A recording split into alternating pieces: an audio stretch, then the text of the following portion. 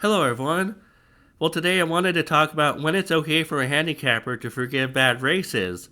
And by bad races, I put that in quotation marks because I don't think these are bad races under the circumstances, but most of the public might think they are. And if you can think differently than the public, you'll have a one up on them. And I'm going to use examples from the Derby Trail just to make it more interesting. So these horses will be familiar, and maybe these examples will be familiar. We'll see. But I'm going to point out three things that happened on the Derby Trail with these three separate horses and why it was okay. Why was it okay to forgive those bad races? And I'm going to show how they improved in their next start. So let's start off with East Avenue. The first case or the first situation where it's okay to forgive a bad race is when a horse comes off a layoff. So let's talk about that. I hated East Avenue going into the Risen Star Stakes. I've talked about this before. I couldn't understand why the public was talking about him like a super horse. But he was coming off a short layoff going into the race, and then he was going 9 furlongs in the Risen Star. Let's take a look at the race and I'll talk about it. Even though East Avenue faded at the end, for most of the race he actually did some work. You see the fractions 23-42, 46-92. For most of the race, East Avenue was in second. You see him being passed for second right now. But the point is, for at least I don't know, half the race, he was up there chasing the fast fraction set by magnitude, and now East Avenue was tired, fading into the pack. And that was almost entirely predictable given he was being asked to go 9 furlongs off the layoff, and on top of that, he was being asked to chase those fast fractions off the layoff. It was almost an impossible situation, although we couldn't tell that magnitude was going to go to the lead like that. It was a very difficult situation, but if you look at what he did early in the race, it wasn't that bad of an effort. And as we saw in the Bluegrass just a week or two ago, East Avenue improved. He was on the lead in this race. He's in the blinkers right now. And you can see that East Avenue is trying hard in the stretch, and this time he's not quitting. This is a 9 furlong race. And you see Owen Almighty's right next to him.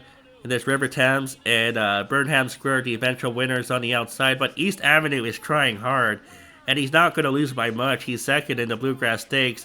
So East Avenue improved off that poor effort where he finished 10th. And in the Bluegrass, he was second by, what, a length or two? Just a length. And I just wanted to point that out because a lot of people will look at that race in the Risen Star and think, oh, well, I'm not going to bet him again because he lost by 22 lengths, but he actually did well for a horse coming off the layoff and chasing a fast pace. So there were two things there, really, the layoff and the fast pace. Now we're going to move on to another example. The discussion about pace in the Risen Star and how it was hard for East Avenue to run and chase a fast pace off a layoff brings me to my next situation where it's okay to forgive a bad race, or a so-called bad race. It's when there's an extreme pace situation. And we're going to talk about Chunk of Gold for this example. He had no pace to close into earlier in the year in January when he was at Turfway Park for the Leonada Stakes. And still he ran second. Most of the public, though, will think, oh, he ran second at Turfway Park. He must really stink, right? Because it's Turfway Park. Who cares about that track? But no, he ran okay. He had no pace in the Leonadas. Let's take a look at that race. You see the fractions in the Leonadas, 24.88, 52nd, half mile. And so he had no pace to close into. Chunk of Gold is the one with the jockeys wearing a red cap on the outside. He's the number 1 horse.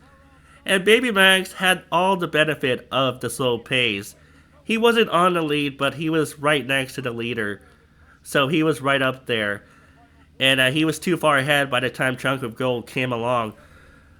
And I just think that Chunk of Gold ran out of, he ran out of room in the stretch, and he had no pace to close into. Baby Max had all the benefit, but you can argue that Chunk of Gold ran the better race in that race, given he had no pace to close into. And for him to be closing like that, even though there was no pace in the race at all, was very impressive, actually. And yet most of the public didn't think that way in the Risen Star. He was 43-1, as you can see from the past performances. And we're going to take a look at the Risen Star again. And you see in the stretch run, I believe Chunk of Gold is on the inside making his move.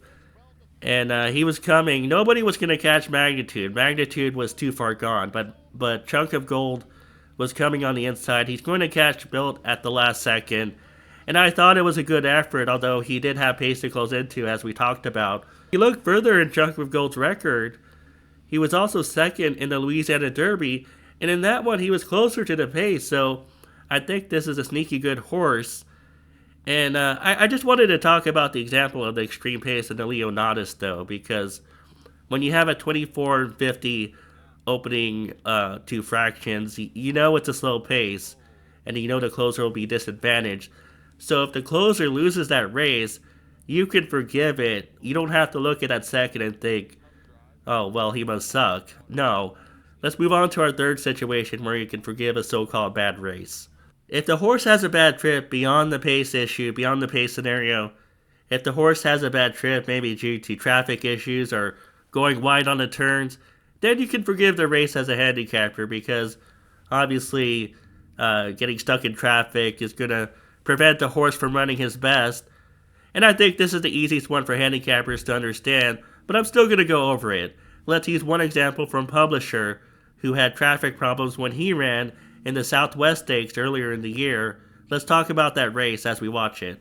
We're watching the Southwest. Publisher is the one on the inside, and you see American Promise lose focus and impede Publisher right there, and Publisher had nowhere to go, and it completely stopped his momentum, and American Promise is still blocking his path right now, so he had nowhere to go.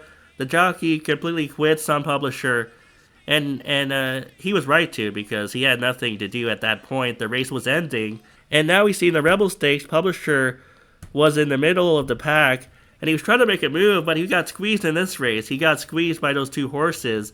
So he got trouble in this race as well, and he got trouble in the Southwest. But he still tried to follow Sandman in third. Sandman, the great horse, was in third closing. Publisher was trying to follow him, and he was running well at the end. He was closing, not as fast as Sandman, but he was closing. And so you could forgive those 2 races because he had traffic problems. He got squeezed in the Rebel Stakes. And now we move on to the Arkansas Derby. Publisher had no traffic problems in this race. He had plenty of pace to close into. And you can see Publisher in the blinkers now on the outside, chasing Sandman again. This was a good effort, especially for a maiden. Publisher was trying hard in the stretch. He lost, but he still ran a good race. He lost to a good horse in Sandman. I will say that the pace set it up for Sandman and Publisher in that race. Cornucopian and Speed King went on a speed duel early on in the race, and they set it up for those 2 horses. But still, I just wanted to point out how you can forgive a bad race if the horse had traffic problems in the stretch run, which Publisher clearly did in the Southwest Stakes when he was blocked by American Promise. And then in the Rebel Stakes, he had minor problems when he was squeezed.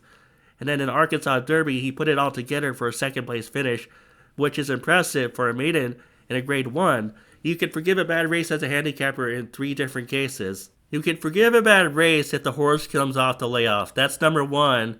And we saw this with East Avenue in the Risen Star Stakes. But it also helps if the horse shows something off the layoff. East Avenue still showed something off the layoff in the Risen Star. He was chasing the fast pace. He just folded at the end when he got tired. And so you can forgive a horse folding at the end off a layoff because maybe he just wasn't fit enough. You can forgive a bad race if there was an extreme pace situation. That's number 2. Chunk of Gold had no pace to close into in the Leonardo Stakes at Turfway Park. He was still a closing second. And so you can reason in your head, well, if he had a fair pace to close into, he would have won that race. And you can forgive a bad race, of course, if there was a bad trip. Publisher had nowhere to go in the Southwest Stakes when American Promise impeded him. And then in the Rebel Stakes, he was squeezed in the stretch run. And he put it all together and improved in the Arkansas Derby for a second place finish behind Sandman. Those are 3 examples where handicappers can forgive a bad race. I know I'm focusing on dirt racing here, but I think these examples could be applied to turf races as well. I'm just more interested in dirt racing. In any case, thanks for listening to my video on 3 situations where handicappers can forgive a bad race, and I'll try to be back soon with more videos relating to the Kentucky Derby.